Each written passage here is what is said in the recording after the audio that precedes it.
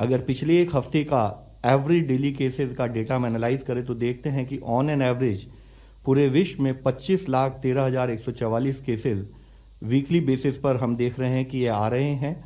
विश्व में total active cases की संख्या बढ़ रही है और वह बढ़कर अब 4,49,00,000 के करीब हो चुकी है।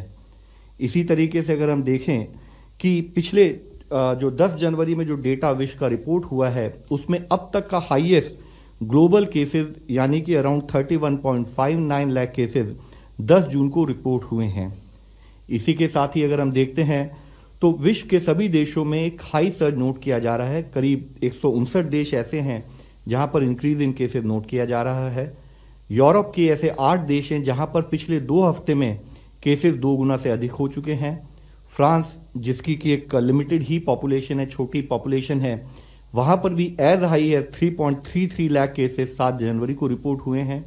इसी तरह स्पेन में भी 3.72 लाख केसेस एक दिन में रिपोर्ट 3 जनवरी को हुए।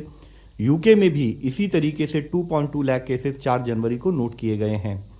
यूनाइटेड स्टेट्स में अब तक का जो कि since the start of pandemic highest daily cases as high as 11.3 lakh cases 11 जनवरी को यानी कि पिछले 24 घंटे में नोट किए गए हैं।